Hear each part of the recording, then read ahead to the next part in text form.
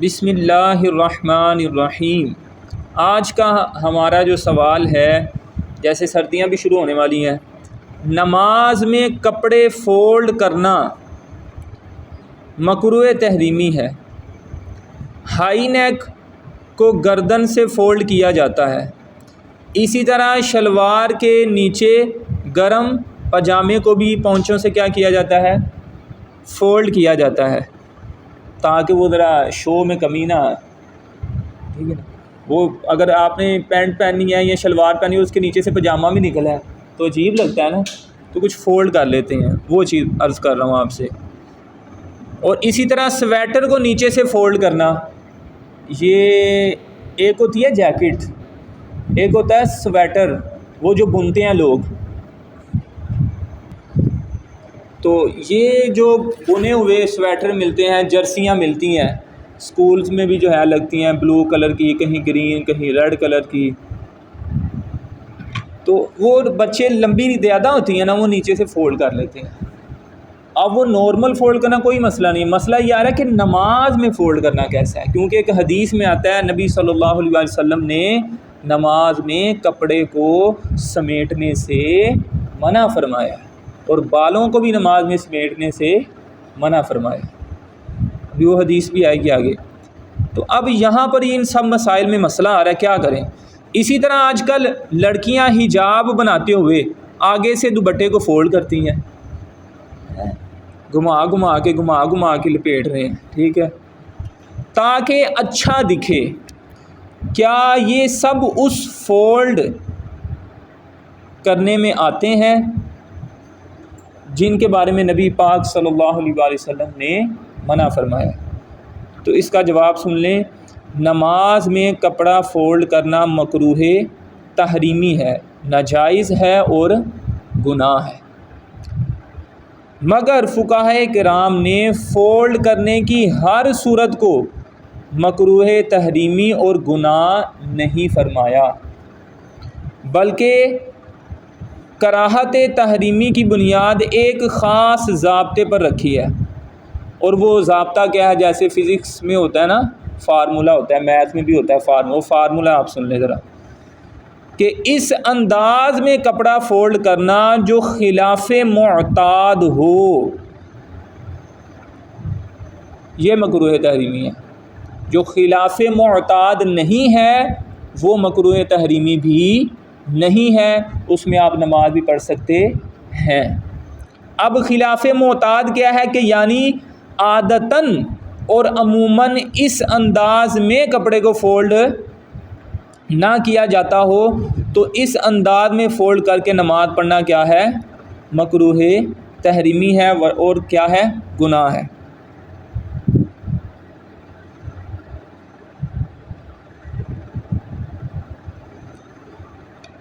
اگر عادتاً اس کپڑے کو اس طرح نہیں رکھا جاتا، وہ اپنی مرضی سے رکھ رہا ہے، تو پھر اس کے لیے وہ عمل کرنا جائز نہیں ہے۔ جیسے اب ہائی نیک کا معتاد انداز یہی ہے کہ اسے اوپر سے کیا کیا جاتا ہے؟ ہائی نیک کہتے ہیں، اس کو پتہ ہوتا ہے بندے کو اوپر سے کیا کرنی ہوتی ہے؟ فولڈ کرنی ہوتی ہے، کیونکہ یہ شرٹ اپنے نام سے بالکل طور پہ واضح ہے، ہائی نیک، یعنی اس کا کپڑا گردن تک کیا ہوتا ہے؟ بلند ہوتا ہے، اور اسے اوپر سے کیا کرنا ہوتا ہے؟ فولڈ کرنا ہوتا ہے، لہذا اس کی فولڈنگ معتاد ہے، عادت کے مطابق ہی ہے، خلاف معتاد نہیں ہے۔ ہائی نیک کیسے ہوتی ہے؟ فولڈ نہیں ہوتی، اوپر سے فولڈ ہی ہوتی ہے نا، تو اس لیے وہ فولڈ ہی ہوتی ہے، تو اس میں کوئی حرج نہیں ہے۔ کوئی ہائی نیک پہنتا ہے نیچے سے اور اوپر سے گردن کے پاس فولڈ ہوتی ہے، اور نبی پاک نے کپڑا فولڈ کرنے سے، سمیٹنے سے منع کیا، تو یہ اس میں اب نہیں آتا، کیونکہ یہ عادتاً کپڑا ایسا ہی پہنا جاتا ہے۔ ہاں، اب کوئی بندہ بین پہنا ہوا ہے، جیسے یہ بین ہے، اس کو یوں فولڈ کر لیتا ہے ایسے، تو یہ خلاف معتاد ہے۔ یہ عادت ہے کسی کی اس طرح وہ بین کو فولڈ کرتا ہو؟ تو ہائی نیک میں تو چلیں جی، نماز ہو جائے گی، کوئی مسئلہ نہیں ہے۔ اچھا، اسی طرح سویٹر کی بنائی بھی نیچے سے اس انداز میں کی جاتی ہے کہ اسے فولڈ کیا جاتا ہے، لہذا اسے بھی نیچے سے ایک تہہ کے ساتھ فولڈ کرنا معتاد ہے، عادت کے مطابق ہے۔ عموماً آپ کو پتہ ہے جب بھی کسی بندے نے بھی سویٹر پہنا ہوتا ہے نیچے سے کیا کرنا ہوتا ہے؟ فولڈ کرنا ہی ہوتا ہے۔ تو یہ عادت کے کیا ہے؟ خلاف نہیں ہے، عادت کے مطابق ہی ہے، تو اس میں نماز کیا ہو جائے گی؟ ادا ہو جائے گی۔ اچھا، اسی طرح حجاب کرتے ہوئے آگے سے دوپٹے کو فولڈ کرنا بھی خلاف معتاد نہیں ہے، یعنی خواتین جو دوپٹے کو کرتی ہیں فولڈ، وہ ظاہری بات ہے دوپٹہ لینا ہوتا ہے، وہ گھما کے لیتی ہیں، وہ تہہ لگاتی ہیں، تو اس میں بھی یہ اس زمرے میں نہیں آتا، نماز ہو جائے گی۔ تو مختصر یہی ہے، ہائی نیک سویٹر دوپٹے کو فولڈ کرنا خلاف معتاد نہیں ہے، لہٰذا انہیں فولڈ کر کے نماز پڑھنا کیا ہے؟ جائز ہے۔ اچھا، اب بات آ گئی شلوار کے نیچے گرم پاجامے کو فولڈ کرنا درست ہے کہ نہیں؟ تو یہ جائز نہیں ہے۔ گرم پاجامے پہنتے ہیں جب سردی آ جاتی ہے، کیونکہ زمین پہ بھی بیٹھنے لگے، کہیں بیٹھنے لگے، صوفے بھی ٹھنڈے لگتے ہیں کہ نہیں؟ ابھی سردی آئے گی نا، محسوس ہو جائے گا۔ بائک پہ بیٹھنے لگو، بائک بھی ٹھنڈی لگتی ہے، اور اسکول میں بینچ پہ بیٹھنا پڑ جائے، لوہے کے بینچ پہ، تو پھر تو اچھی خاصی ٹھنڈی لگتی ہے۔ کچھ بچوں کو بخار بھی ہو جاتا ہے، ماما کہتی ہیں گھر سے تو گدی لے کے جایا، ایسا ہے کہ نہیں؟ چیئر بھی جو ہے نا، یہ جو چیئر ہے پلاسٹک کی، یہ بھی ٹھنڈی ہوتی ہیں۔ ابھی محسوس نہیں ہو رہا آپ کو، ابھی آئے گی نا تو پتہ چل جائے گا۔ تو اب پاجامہ نیچے سے پہن لیتے ہیں، پاجامہ لمبا ہے، پینٹ اوپر ہے، پاجامہ نیچے ہے، پھر پاجامے کو بھی نیچے سے کیا کر لیتے ہیں؟ فولڈ کر لیتے ہیں۔ دیکھیں نماز کے باہر ہے تو پھر تو کوئی مسئلہ نہیں، پھر جتنا مرضی فولڈ کریں۔ مسئلہ کس میں آ رہا ہے؟ نماز کے اندر، وہ بھی کس وجہ سے کہ نبی پاک کی حدیث ہے صلی اللہ علیہ وآلہ وسلم، فولڈ کرنے سے منع کیا ہے، سمیٹنے سے منع کیا ہے۔ تو اب نماز کے اندر اگر آپ ایسا پاجامہ پہنے ہیں جو لمبا ہے، کچھ کالے کلر کا عموماً جو ہے نا زیادہ تر پہنتے ہیں، شلوار سفید اور پاجامہ کالا، نیچے سے لمبا ہے، کیسا لگتا ہے؟ تو بچہ نیچے سے کیا کر لیتا ہے؟ فولڈ کر لیتا ہے۔ تو یہ فولڈ کر کے نماز پڑھنا جو ہے جائز نہیں ہے، کیونکہ حدیث پاک میں مطلقاً کپڑا فولڈ کرنے سے منع کیا گیا ہے، اوپر یا نیچے کے کپڑے کا فرق نہیں بتایا۔ یہ نہیں کہا کہ جو بین فولڈ کرے گا اس کی نماز نہیں ہوگی، یا یہ کہا ہو کہ جو پاجامہ فولڈ کرے گا، مطلقاً حکم دیا ہے، کپڑا فولڈ کرنے سے منع کیا ہے۔ اب یہ آپ کی جو بازو کی کفیں کہیں اوپر فولڈ کر لیتے ہیں، ایک ہے ہاف بازو ٹی شرٹ، اس میں ہو جائے گی، لیکن بازو فل تھے ان کو فولڈ کر لی ہے، آدھے بازو کر لی ہیں، تو اس میں نماز نہیں ہوگی۔ اسی طرح شلوار ٹھیک تھی، نیچے سے پونچھوں کا ایسے گھما کے فولڈ کر لیا، جیسے نہانے جاتے وقت کرتے ہیں یا پیلی میں جاتے وقت کرتے ہیں، تو اس طریقے سے اگر نماز پڑھی ہے تو نماز نہیں ہوگی۔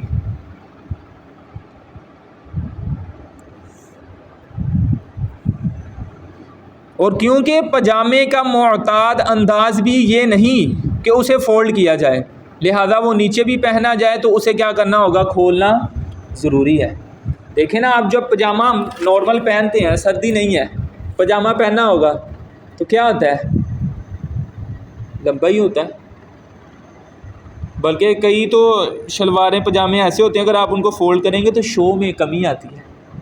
سوچو ذرا، ایک بندہ شادی پہ گیا ہے، شادی پہ جائے اور وہ نیچے سے شلوار کو ایسے گھما دے، فولڈ کر دے، عجیب لگے گا نا۔ تو اس لیے یہ کام نہیں کرنا۔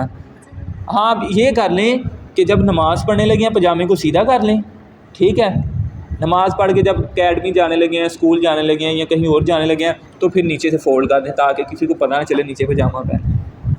اچھا، کئی یہ بھی کرتے ہیں کہ وہ پاجامہ لمبا ہی ہوتا ہے، پاجامہ لمبا پہن لیتے ہیں، اس کے اوپر سوکس پہن لیتے ہیں، وہ چھپ جاتا ہے۔ یہ حل بھی آپ کے پاس موجود ہے، نہ اوپر کرنے کی ٹینشن نہ نیچے کرنے کی ٹینشن، وہ نارمل ہی رہے گا۔ نہیں وہ نہیں تو مسئلہ۔ اچھا، اسی طرح سوال ہے کہ رکوع یا سجود کی تسبیحات ایک ایک بار پڑھنے کی عادت بنا لی تو کیا حکم ہے؟ رکوع میں کتنی مرتبہ تسبیح پڑھتے ہیں؟ سبحان ربی العظیم، سبحان ربی العظیم 3 ٹائم پڑھتے ہیں۔ اگر کوئی ایک مرتبہ پڑھ لے تو اس کی نماز ہوگی نہیں ہوگی، کیا اس کے ساتھ ہوگا؟ تو اس کا جواب سنیں۔ بلا ضرورت 3 تسبیح سے کم پڑھنا۔ بلا ضرورت کیا مطلب؟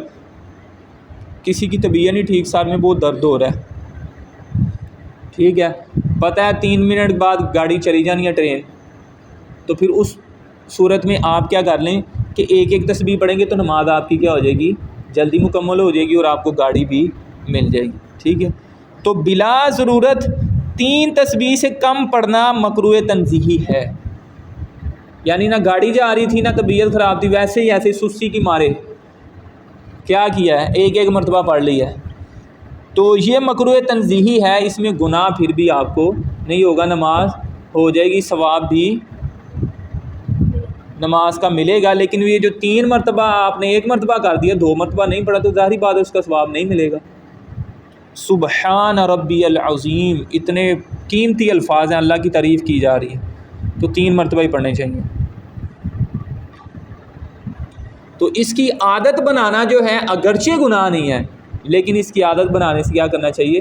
بچنا چاہیے۔ اب آپ کو مسئلہ پتہ چلا ہے، اس لیے نہیں بتایا کہ اب آپ 1 مرتبہ پڑھنا شروع کر دیں، اس لیے بتایا ہے کہ اگر کہیں جلدی جانا پڑے، کبھی طبیعت نہیں ٹھیک، تو بندہ کہتا ہے نا نماز میں بڑا ٹائم لگنا ہے، مجھ سے نہیں پڑھی جانی، طبیعت نہیں ٹھیک تو آپ اس طریقے سے پڑھ لیں، جلدی پڑھی جائے گی، چھوٹے گی نہیں نماز۔ اچھا، اسی طرح ایک اور مسئلہ، جمعے کے فرض سے پہلے جو سنتیں پڑھی جاتی ہیں، اس کے متعلق کسی نے یہ کہا کہ یہ سنتیں حدیث سے ثابت نہیں ہے، کیا اس کی بات درست ہے؟ وہ کہتا ہے بس دوست جمعے کی رکھتے ہی ہیں، بس پڑھو اور چلے جاؤ۔ اس کا جواب، نبی کریم صلی اللہ علیہ وآلہ وسلم سے جمعے سے پہلے اور بعد والی سنتیں پڑھنا ثابت ہے، اور ان کے متعلق یہ کہنا کہ یہ سنتیں جو ہیں احادیث سے ثابت نہیں، یہ بات بالکل بھی درست نہیں ہے۔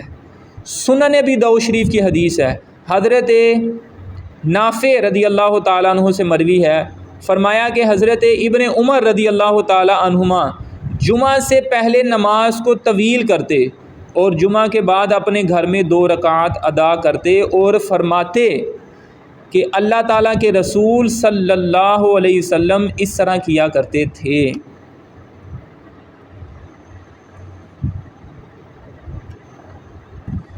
اسی طرح سنن ابن ماجہ کی حدیث ہے، حضرت ابن عباس رضی اللہ تعالیٰ عنہ سے روایت ہے کہ نبی کریم صلی اللہ علیہ وآلہ وسلم جمعے کے فرض سے پہلے 4 رکعتیں ادا کرتے اور ان 4 رکعتوں کے مابین فاصلہ نہ کرتے، یعنی یہ 4 رکعتیں ایک سلام کے ساتھ ادا فرماتے۔ تو پتہ یہ چلا جمعے سے پہلے 4 رکعتیں سنتیں ادا کرنا نبی پاک صلی اللہ علیہ وسلم سے ثابت ہے۔ اچھا، اسی طرح مصنف عبد الرزاق میں ہے کہ ابو عبد الرحمن سلمی سے مروی ہے، وہ فرماتے ہیں کہ حضرت عبداللہ ابن مسعود رضی اللہ تعالی عنہ ہمیں جمعہ سے پہلے 4 اور جمعہ کے بعد 4 رکعات ادا کرنے کا حکم دیتے تھے۔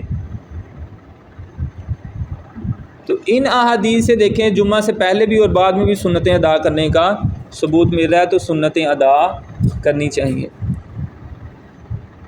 اچھا جی، یہ ایک اور سوال ہے، چاندی یا کسی اور دھات کا تعویذ پہن کر نماز پڑھنے کا کیا حکم ہے؟ دیکھیں حدیث میں تعویذ پہننے سے منع کیا گیا، کیا کیا گیا ہے؟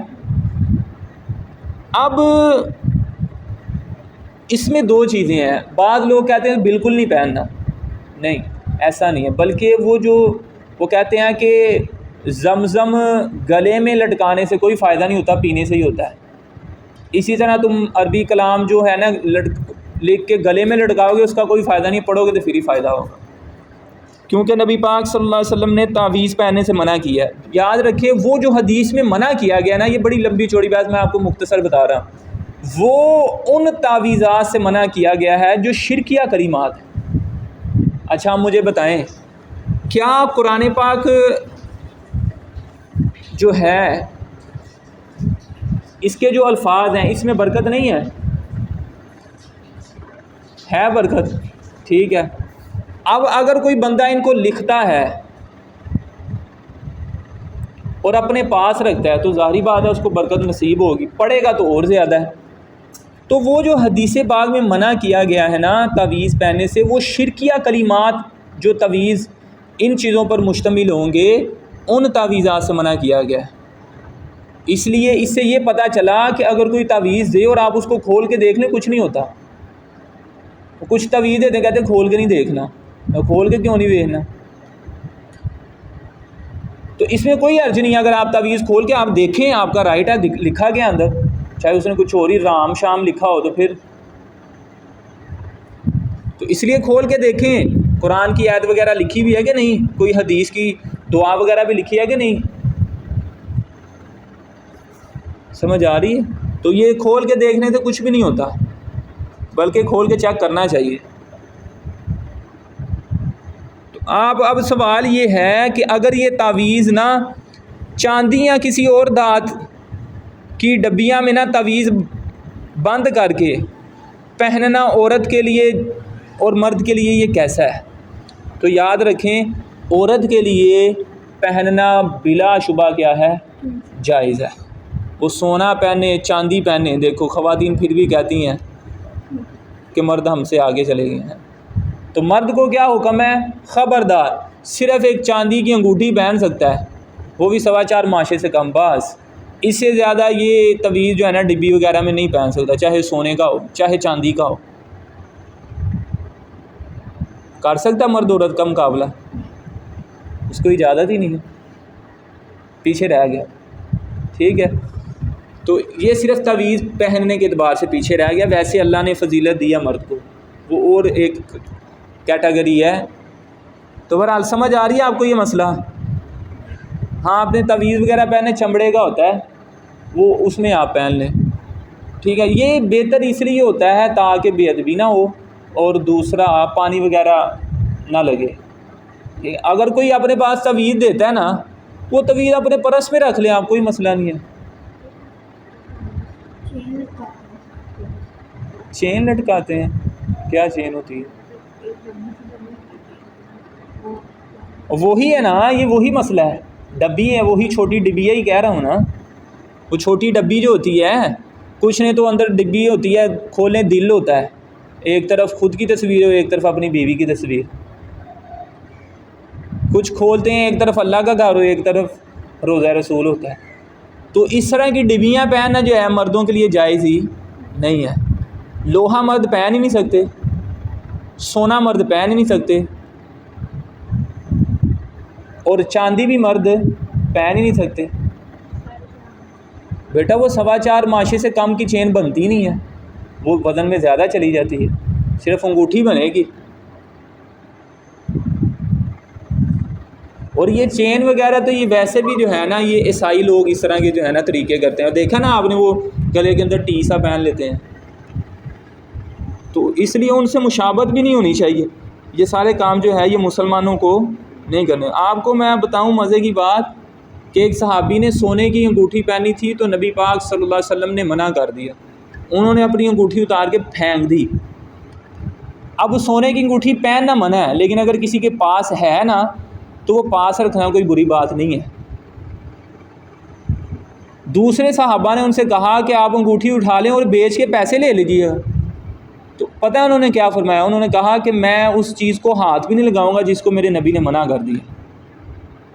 تو ادھر منگنی پہ ایسے پہنچ کے شادی پہ اور لوگوں نے پہنی ہوتی ہے، جیسے کسی کو شادی پہ مل گئی ہے نا، اب وہ نارمل نہیں پہنتا رکھتا ہے، وہ اس لیے نہیں چھوڑتے کہ نبی نے منع کیا ہے، اس لیے چھوڑ دیتے ہیں پہننا، کوئی لا کے نہ لائیے۔ کیسی سوچ ہے مسلمانوں کی؟ ویسے ہیں مسلمان ہو کے ان کی سوچ کیسی ہے؟ سونے کی گھڑی پہننی اس لیے نہیں چھوڑ دی کہ نبی نے منع کیا ہے صلی اللہ علیہ وسلم، اس لیے چھوڑ دی ہے کہ چوری نہ ہو جائے۔ جیسے کوئی ایونٹ آتا ہے، شادی آتی ہے، پھر وہ انگوٹھی سونے کی نکال کے پہنتا ہے، بتاتا ہے سب کو ہے میں نے بیعت ملی سی۔ سونے کی انگوٹھی، سونا مرد کے لیے حرام ہے، سونا مرد کے لیے، سونا کون سا؟ گولڈ۔ ویسے بھی اس کے شادی کے بعد اس کے لیے سونا جو ہے نا ویسے ہی ناجائز ہی ہو جاتا ہے، شاید کام اتنے زیادہ پڑ جاتے ہیں نا۔ اللہ تعالی ہمارے وقت میں برکت عطا فرمائے. ہم تو گولڈ جو ہے مرد کے لیے جائز نہیں ہے. دیکھو خواتین جتنا چاہے پہنیں، اجازت دی ہے. آرٹیفیشل کی بھی بلکہ علماء نے اجازت دی ہے. شروع کے دور میں نا سب کچھ ہی عورت مرد پہ حرام تھا. لوہے کی بھی، چاندی کی تو چلے جائز تھی نا، تو باقی چیزیں نہیں تھی جائز. یہ جو تانبے کی، لوہے کی ہماری والدہ یا ہماری بہنیں پہنتی ہیں نا، آرٹیفیشل جویلری جس کو کہتے ہیں، پہلے یہ بھی منع تھی، لیکن یہ علماء نے اجازت دی ہے. پھر بھی لوگ کہتے ہیں کہ یہ جو مولوی ہیں نا یہ بڑی سختی کرتے ہیں. میں آپ کو حدیثیں دکھا سکتا ہوں، نبی پاک نے منع کیا اور کیا یہ جہنمیوں کا زیور ہے. لوہے کا اور پیتل کا اور تانبے کا، ان دھاتوں سے جو چیزیں پہنتے ہیں، اس میں یہ نہیں کہا نبی پاک نے کہ مردوں کے لیے حرام ہے اور عورتوں کے لیے جائز ہے، نہیں، مطلقاً حکم دیا. لیکن پھر بھی علماء نے گنجائش نکال لی آپ کے لیے، آسانی کر دی کہ منع کی ماما جو ہے نا وہ 2 لاکھ کا سیٹ تو نہیں لے سکتی، چلیں وہ بازار جا کے 2000 کا یا 1500 کا سیٹ لے لیں. بلکہ کچھ میں پلاسٹک کا بھی کام شام ہوا ہوتا ہے، وہ 200-300 کو بھی مل جاتا ہے.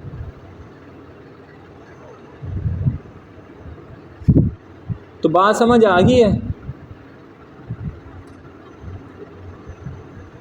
تو ان صورتوں میں یہ کام آپ نے نہیں کرنا. اور اس طرح کا تعویذ پہن کے اگر کسی نے نماز پڑھی، اب بات تو ہماری نماز کے مسئلوں پہ چل رہی ہے نا، اس طرح کا تعویذ پہن کے اگر کسی نے نماز پڑھی ہے تو اس کی نماز کیا ہو جائے گی؟ مکروہ تحریمی. کیونکہ نبی پاک صلی اللہ علیہ وسلم کے سامنے ایک شخص آیا تھا لوہے کا پہن کے، ایک دوسری دھات کا پہن کے. ایک کو فرمایا تم سے بتوں کی بو آ رہی ہے کہ تم نے یہ جو پہنا ہے نا لوہے کا چھلا، اس سے منع کیا ہے. اور ہمارے یہاں پر دیکھو عجیب ہی لوگوں کی سوچیں ہیں، جس کی شادی قریب آتی ہے اس کو لوہے کا چھلا پہنا دیتے ہیں. کیوں جی؟ نظر نہیں لگے گی. وہ کسی کی انگلیوں کے پاس سے تھوڑا سا نا ماس نا الرجی ٹائپ ہونا شروع ہو جاتا ہے، اس کو بھی لوہے کا چھلا بنا دیتے ہیں. کیا ہوگا؟ یہ ٹھیک ہو جائے گا. تو نبی پاک صلی اللہ علیہ وسلم نے کیا کیا ہے؟ اس سے منع کیا ہے. اچھا، اسی طرح ایک سوال ہے، نماز کے دوران کپڑوں کو اوپر کھینچنے کو مکروہ تحریمی کہا جاتا ہے، یہ ٹھیک ہے یا نہیں؟ اب وہ سن لیں حدیث. نبی کریم صلی اللہ علیہ وسلم نے ارشاد فرمایا، مجھے 7 ہڈیوں پر سجدہ کرنے کا حکم دیا گیا، پیشانی پر، اور آپ صلی اللہ علیہ وسلم نے اپنے دست مبارک سے اپنی مقدس ناک شریف کی طرف اشارہ فرمایا، یعنی ماتھے پر اور پھر ناک پر، اور پھر فرمایا دونوں ہاتھوں پر، اور پھر فرمایا دونوں گھٹنوں پر، اور پھر فرمایا دونوں پاؤں کے کناروں پر یعنی انگلیوں پر، اور یہ کہ ہم کپڑے اور بال نہ سمیٹیں. یہ بخاری شریف کی حدیث ہے. اس میں وہ لفظ آئے ہیں کیا بلا کہ کپڑے اور بال نہیں سمیٹ. اچھا، کچھ لوگوں کی پتہ کیا عادت ہوتی ہے، وہ رکوع سے اٹھتے ہیں نارملی ٹھیک ہے، جب سجدے میں جانے لگتے ہیں نا، یہ آپ کو بھی نوٹ کیجیے گا، جس نے پینٹ پہنی ہوتی ہے وہ پینٹ تھوڑی سی اوپر کھینچتا ہے، کرتے ہیں نا، اور کئی جنہوں نے شلوار پہنی ہوتی ہے وہ شلوار کو تھوڑا سا اوپر کھینچتے ہیں. یہ دیکھنا آپ ذرا. تو یہ جو اب کھینچ رہے ہیں نا، یہ مکروہ تحریمی ہے. یہ کتنے لوگوں کو نہیں پتہ. یہ عادت پڑی کیمرہ لگا کے چیک کرنا چاہے اپنے آپ کو.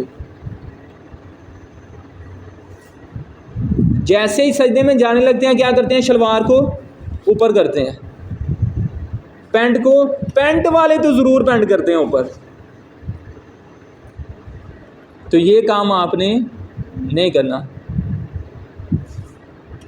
یہ عمل کیا ہے؟ مکروہ ہے.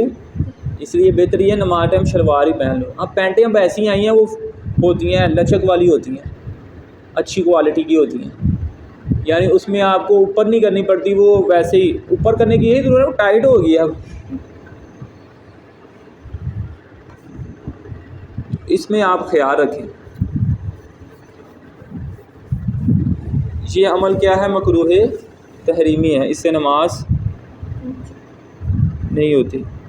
مکروہ تحریمی کا مطلب یہ ہوتا ہے کہ آپ نے اب اگر ویسے پڑھ لی نماز تو دوبارہ پھر پڑھنی پڑے گی.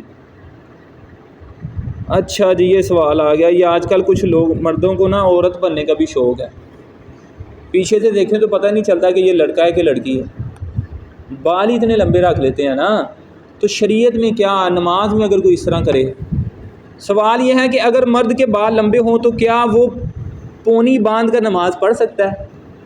یہ کچھ کا ہوتا ہے نا وہ شوق، سر کے اوپر ایسے پونی سی بھی بنائی ہوتی ہے اور وہ پہن بھی لیتے ہیں چھٹیاں سی بنا کے سر کے اوپر، جیسے چھوٹے چھوٹے بچے ہوتے ہیں اور ان کو لڑکیوں کو 2 چھٹیاں بنائی ہوتی ہیں نا، رائٹ اور لیفٹ سائڈ پہ 2 ایسے جیسے کان ہوتے ہیں، ایسے بال اس کے کھڑے ہوتے ہیں، تو ایک مرد سینٹر سے ایسے لڑکے کئی بنا لیتے ہیں،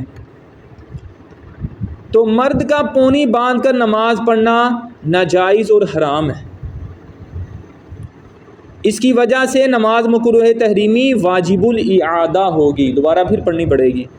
حدیث پاک میں اس سے ممانعت فرمائی گئی ہے، اس میں عورتوں کے ساتھ مشابہت بھی ہے، اور عورتوں کے ساتھ مشابہت اختیار کرنے والے پر حدیث پاک میں لعنت فرمائی گئی، اس لیے یہ کام نہیں کرنا۔ اچھا، یہاں پر یہ بھی یاد رہے کہ مرد کے لیے کندھوں سے نیچے تک بال بڑھانا بھی ناجائز اور حرام ہے اور گناہ ہے، کہ اس میں عورتوں کے ساتھ کیا ہے، مشابہت ہے، اور نماز بھی اس میں کیا ہوگی، مکروہ ہوگی۔ عورتوں کا ہاں، عورتیں اگر مردوں کی مشابہت کر رہی ہیں تو وہ بھی جائز نہیں ہے، یہ صرف مردوں کو نہیں حکم، عورتوں کو بھی ہے، یعنی عورتیں اب مردوں جیسے کپڑے پہننا شروع کر دیں، یہ بھی جائز نہیں ہے۔ مشابہت کا کیا مطلب ہے کہ مرد عورتوں جیسا گیٹ اپ بنانا شروع کر دیں اور عورتیں مردوں جیسا، اور آج کل ایسا ہو رہا ہے۔ یہ آپ کو پتہ ہے پینٹ شرٹ نکلی کیوں تھی؟ ہمارے ایک استاد تھے، انہوں نے ہمیں بتایا تھا کیوں نکلی تھی پینٹ شرٹ۔ پینٹ شرٹ جو ہے نا، ایجاد کیوں، کس کے ذہن میں آیا، کیوں اس نے کی؟ پہلے جب لوگ کام کرتے تھے نا فیکٹریوں میں قمیض پہن کے، تو وہ قمیض کا حصہ کبھی مشین کے اندر آ جاتا تھا، وہ ایک کما کارا وہاں سے پینٹ شرٹ نکلی سی، مشین کے اندر آنا شروع ہو گیا، لوگوں کو مشکل ہونا شروع ہوگی، جان کا خطرہ ہونا شروع ہو گیا، تو پھر جو ہے نا ایسی شرٹ تیار کی گئی کہ جو لٹکتی نہ ہو، سمجھ آئی ہے؟ تو پھر وہ مناسب سا شلوار ٹروزر اور وہ ایک قمیض ٹائپ شرٹ ٹائپ وہ بنائی گئی تاکہ کام کرتے وقت پریشانی نہ ہو، جانی نقصان نہ ہو۔ وہ کام کے لیے پہنتے تھے، وہ آہستہ آہستہ آہستہ وہ برانڈ بنتا وہ اب وہ لوگوں میں مشہور ہی ہو گیا، اتنا مشہور ہو گیا اب لوگ اس میں نماز بھی پڑھنا شروع ہو گئے۔ بیسیکلی مقصد جو ہے نا لباس، وہ ہے کہ آپ کے جسم کی اعضاء نظر نہ آئے۔ کئی ایسے ہوتے ہیں پینٹ شرٹ پہنی ہوتی ہے لیکن ان کی پینٹ بڑی ٹائٹ ہوتی ہے، مجھے بتانے کی آگے زیادہ ضرورت نہیں ہے، سمجھ آ گئی ہے نا؟ تو یہ جائز نہیں ہے یہ لباس پہننا اس طرح کا۔ کئیوں کو پینٹ کوٹ پہننے کا بڑا شوق ہوتا ہے، ان کی پینٹ بھی بڑی ٹائٹ ہوتی ہے، یہ کام جو ہے ٹھیک نہیں ہے۔ اسی طرح آج کل آپ دیکھیں لڑکیاں پینٹ شرٹ پہننا شروع ہو گئی،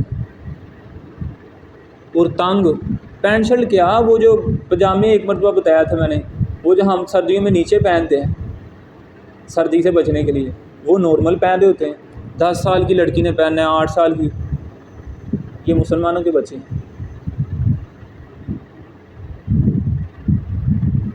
تو یہ کام جو ہے یہ ٹھیک نہیں۔ تو اس طرح اگر کوئی یہ کر رہا ہے تو یہ کام ٹھیک نہیں ہے، کیونکہ یہ بھی ظاہری بات ہے، عورت کر رہی ہے اس طرح تو وہ مردوں کے مشابہ ہو رہی ہے، مرد اس طرح کر رہے ہیں تو وہ عورت کے مشابہ ہو رہے ہیں۔ اس سے کیا کرنا ہے، بچنا ہے۔ یہ بیبی کٹنگ کا شاید میرے خیال سے یہ پوچھ رہا ہے نا، کہ اگر عورت بیبی کٹنگ کروا لے، وہ چھوٹے چھوٹے بال کانوں تک، کیا کرتی ہیں؟ ایک ہوتا ہے چھوٹے بچے 9 سال 5 سال 4 سال، ادھر تو چلتا ہے کوئی بات نہیں ہے، ٹنڈ بھی کروا لیں، خیر کوئی مسئلہ نہیں ہے۔ اور خواتین اگر وہ چھوٹے چھوٹے بال کروانے ظاہری بات ہے مردوں کے مشابہ ہو رہی ہیں۔ ایک یہ ہے کہ کسی ڈاکٹر نے جو ہے مشورہ دیا ہے کہ بال تھوڑی دیر کے لیے چھوٹے کرو اور اس آئل کو یوز کرو یا جو بھی وٹ ایور جو بھی مسئلہ ہے، وہ اور چیز ہے۔ اور ایک میرا شوق ہے، یہ کام جو ہے ٹھیک نہیں ہے۔ آپ کا ہر شوق وہ ہونا چاہیے جو شریعت کی لمٹ میں ہو، اس کے کراس کرے گا پھر ٹھیک نہیں ہے۔ اسی طرح یہ جو آئی بروز بناتے ہیں، یہ جو ایک تو پلکیں ہوتی ہیں نا، یہ جو آنکھ کے آگے لمبے لمبے بال ہیں، وہ نہیں کہہ رہا میں، اس کے اوپر جو پروٹے جنہوں کہتے ہیں آئی برو، اس کو کئی خواتین بناتی ہیں ایسے، وہ قلم ٹائپ ہوتا ہے جیسے الف مدہ نہیں لکھتے، الف کے اوپر مدہ، ایسے وہ پورا مدہ کر کے بنوا لیتی ہیں۔ تو بلا ضرورت ان کو چھیڑنا جو ہے نا یہ گناہ ہے، لعنت فرمائی ہے نبی پاک نے۔ ہاں جو خواتین شادی شدہ ہیں، اب ان کے جو آبرو ہیں نا یا آئیبروز ہیں، یہ بہت زیادہ چوڑے چوڑے ہیں اور عجیب سے لگتے ہیں جیسے مردوں کے ہوتے ہیں۔ اب شوہر کو ناپسند لگتے ہیں تو اس کو خوش کرنے کے لیے ان کو حسب ضرورت جو ہے سنوارنا، یہ کیا ہے ان کے لیے جائز ہے۔ لیکن جب حسب ضرورت اجازت ملتی ہے نا تو پھر پورا ضرورت بناتے ہیں، پورا الف مدہ بن جاتا ہے۔ اب آپ کہیں گے قاری صاحب نے کہاں دیکھیں، ظاہری بات ہے ہماری بھی خالہ ہیں پھپھو ہیں، یہ نہیں کہ خالہ پھپھو ایسے بناتی ہیں، تو یہ کام ٹھیک نہیں ہے۔ چاہے ماما کر رہی ہیں، چاہے پھپھو کر رہی ہیں، چاہے خالہ کر رہی ہیں، یہ کام مناسب نہیں ہے۔ جتنی شریعت نے آپ کو اجازت دی ہے بس اس حد تک رہیں۔ اچھا جی، مسئلہ آ گیا بڑا ضروری۔ آپ کو پتہ ہے 3 اوقات میں نماز نہیں پڑھنی چاہیے، جب سورج نکل رہا ہو، جب سورج بالکل درمیان میں آ جائے، زوال کے وقت جس کو کہتے ہیں، اور جب سورج ڈوب رہا ہو۔ اب مسئلہ یہ ہے کہ اگر کسی بندے نے آخری 20 منٹ ہیں جب سورج ڈوب رہا ہوتا ہے، ان اوقات میں نماز نہیں پڑھنی چاہیے، لیکن اگر اسی دن کی عصر کی نماز پڑھ لی ہے پھر کیا ہوگا؟ اور وہ پہلے بھی کتنے دن مرتبہ ایسے کرتا رہے، تو اس کی ساری نمازیں اس کو دوبارہ پڑھنی پڑیں گی، کیا کرنا ہوگا؟ تو یاد رکھیں یہ جو آخری منٹ ہیں جب سورج ڈوب رہا ہوتا ہے، اس میں آپ جو ہے نا کوئی نماز نہیں پڑھنی، لیکن اگر اسی دن کی عصر کی نماز ہے نا تو آپ وہ عصر کی نماز کیا کر سکتے ہیں؟ پڑھ سکتے ہیں، اور یہ مکمل طور پہ جو ہے نا ادا ہو جائے گی، اس میں کوئی حرج نہیں ہے۔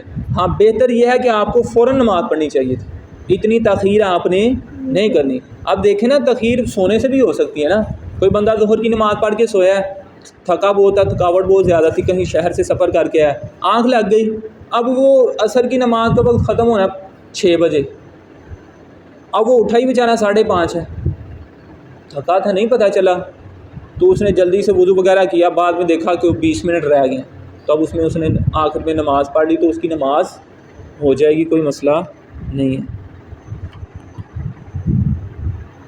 اچھا، اسی طرح ایک سوال ہے کہ میری ٹانگ کا مسئلہ ہے کہ میں قعدے میں دوزانوں ہو کر نہیں بیٹھ سکتا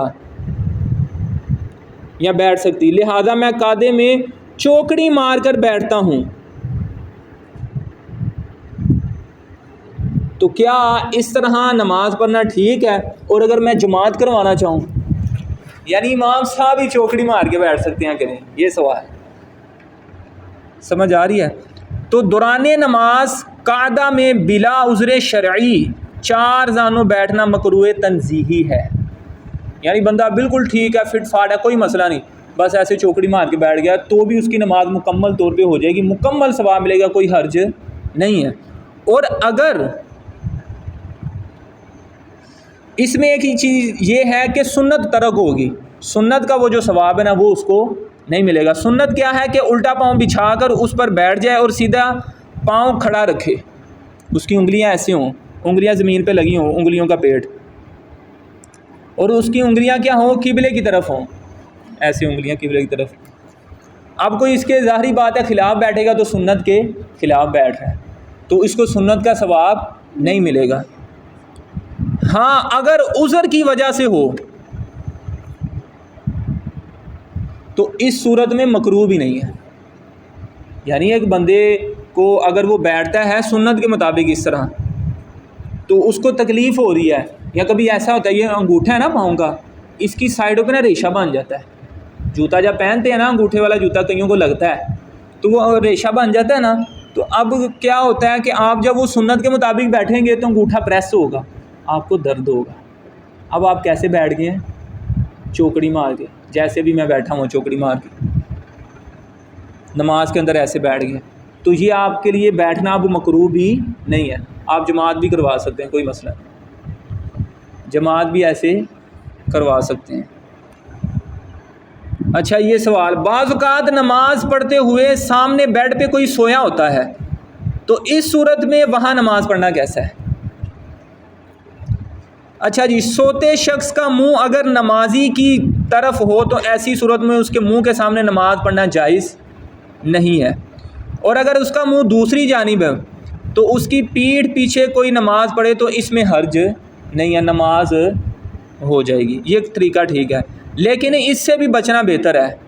اس کی وجہ کیا ہے کہ ایک یہ کہ کیا معلوم وہ نماز کے دوران اس کی طرف کروٹ لے لے جس وجہ سے اس کا منہ اس کی طرف پھر واپس آ جائے گا، یہ بھی تو پاسبل ہے نا، وہ کروٹ لے کے آپ کی طرف گھوما ہے تو پھر وہی بات۔ اور ایک اور صورت یہ ہے کہ نیند کے دوران اس سے کوئی ایسی چیز صادر ہو جس کی وجہ سے آپ کو ہنسی آ جائے۔ وہ نیند میں کئی لوگوں کی عادت ہوتی باتیں کرنی، وہ نیند میں جو ہے نا بول پڑا اونچی آواز سے، اب دیکھیں اب آپ سن رہے ہیں یہ بات تو آپ کو ہنسی آ رہی ہے نا، مسکرا رہے ہیں آپ، تو اگر آپ نماز پڑھ رہے ہیں تو پھر اس نے ایسا نیند کے اندر کیا تو آپ کو ظاہری بات ہے ہنسی آئے گی، تو نماز ٹوٹ جائے گی۔ تو اس لیے بہتر یہ ہے کہ آپ کسی کے سامنے نہ پڑھیں، نماز ویسے بھی کسی کے لیے نہیں پڑھنی چاہیے، اللہ کے لیے پڑھنی چاہیے، کسی کو دکھانے کے لیے، لیکن وہ تو چلے آرام کر رہے ہیں نا۔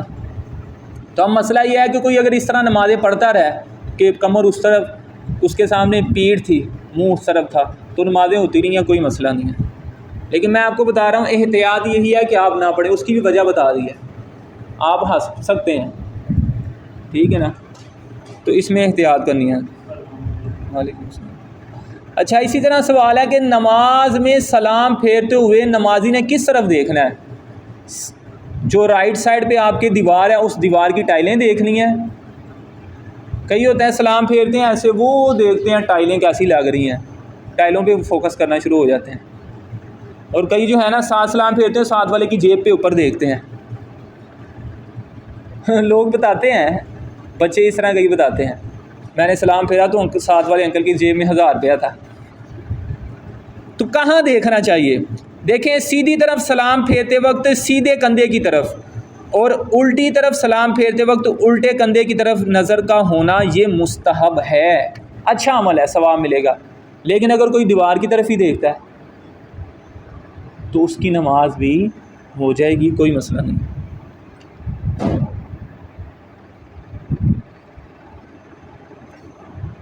اچھا جی، نماز میں تشہد کے بعد درود ابراہیمی پڑھے بغیر سلام پھیر دیں تو کیا نماز ہو جائے گی؟ اور اگر کوئی اس کی عادت بنا لے تو کیا حکم ہے؟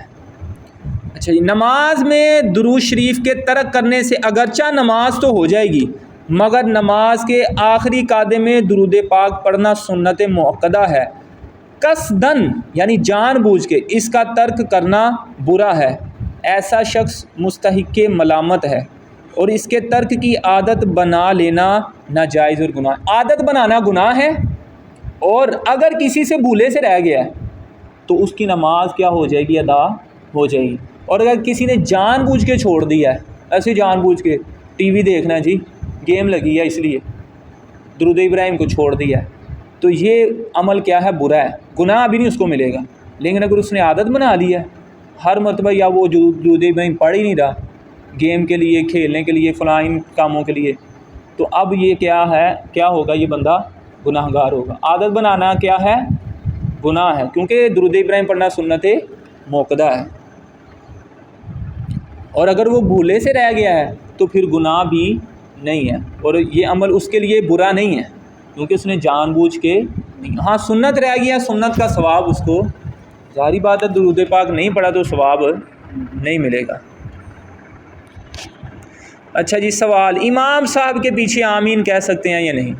دیکھیں آپ امام صاحب کے پیچھے ہیں یا آپ خود پڑھ رہے ہیں، اکیلے پڑھ رہے ہیں، جماعت سے پڑھ رہے ہیں، آمین کہنا چاہیے۔ اور مسئلہ اس میں آتا ہے کہ اونچی آواز سے کہیں آہستہ آواز سے، تو اس کے متعلق سن لیں، آمین آہستہ آواز سے کہنا ہے۔ آپ چاہے اکیلے نماز پڑھ رہے ہیں، چاہے امام صاحب، کئی ہوتا ہے امام صاحب جماعت کروا رہے ہیں، غیر المغضوب علیہم ولا الضالین پڑھتے ہیں، پیچھے سے ایک دم سے سارے لوگ آتے ہیں آمین، وہ عجیب صحیح جو ہے نا لگتا ہے، تو اس طرح نہیں کرنا۔ عمدۃ القاری شرح صحیح البخاری میں ہے، حضرت ابو وائل فرماتے ہیں کہ حضرت عمر فاروق رضی اللہ تعالیٰ عنہ، حضرت علی المرتضیٰ شیر خدا رضی اللہ تعالیٰ عنہ بسم اللہ الرحمن الرحیم اور آمین جہر سے نہ کہتے تھے۔ جہر سے مطلب کہ اونچی آواز سے۔ جب حضرت عمر اور حضرت علی انا مدینۃ العلم وعلی بابھا، حضرت علی کے متعلق نبی پاک صلی اللہ علیہ وسلم فرماتے ہیں کہ میں علم کا شہر ہوں اور علی اس کا دروازہ ہے۔ اتنا علم میں مقام ہے حضرت علی کا، اور حضرت علی کا عمل کیا ہے کہ آپ آمین کیسے کہتے ہیں؟ آہستہ آواز سے۔ تو اس لیے آپ نے بھی آمین کیسے کہنی ہے؟ آہستہ آواز سے۔ دعا کرتا ہوں اللہ تعالی ہمیں یہ جو مسائل ہم نے سنے ہیں، سیکھے ہیں، ان کو ذہن میں رکھنے کی، دوسروں تک علم پہنچانے کی نیت سے، نیکی کا کام کرنے کی نیت سے دوسروں کو بھی بتانے کی توفیق عطا فرمائے۔ کچھ یہ بھی ہوتا ہے نا، کئیوں کو مسئلہ پتہ چلتا ہے نا، وہ دوستوں کو پھر تانے دیتے ہیں، تانا نہیں دینا آپ نے، ٹھیک ہے نا۔ اللہ تعالی ہمیں اس پر عمل کرنے کی توفیق عطا فرمائے۔ اللہ تعالی ہماری یہ جو عبادات ہیں ان کو اپنی بارگاہ میں قبول فرمائے۔ دیکھیں مسائل سیکھ کر بھی مزہ پتہ ہے کس میں ہے؟ مسائل بھی سیکھیں، نماز بھی پڑھیں، اس کے باوجود جب سلام پھیر لیں پھر بھی ہاتھ اٹھا کے ہی کہیں سونے ہیں، میں تو بڑی کوشش کی تھی لیکن پھر میں بندہ کمزور ہی ہوں، غلطی کر جانا، اللہ تو مینوں معاف کر دی تو میری نماز قبول کر لے۔ یہ انداز عاجزی اللہ کے سامنے جتنی زیادہ ہوگی اللہ اتنا ہی خوش ہوتا ہے۔ دیکھیں سجدہ آپ کسی کے سامنے نہیں کر سکتے، صرف اللہ کو کرنا ہے، تو سجدے میں سب سے زیادہ عاجزی ہوتی ہے۔ کوئی بندہ کسی کے سامنے سر جھکاتا ہے اپنا، کہتے ہیں یہ سر کٹ تو جائے گا لیکن جھکے گا نہیں، لیکن کہتے ہیں اللہ تیرے سامنے جھکا دیا۔ اللہ تعالی ہمیں عبادات کی محافظت کرنے کی اور صحیح معانی میں مسائل کو سیکھ کر ان کے مطابق اپنی عبادات کو کرنے کی توفیق عطا فرمائے۔ جزاک اللہ خیرا وما توفیقی الا باللہ۔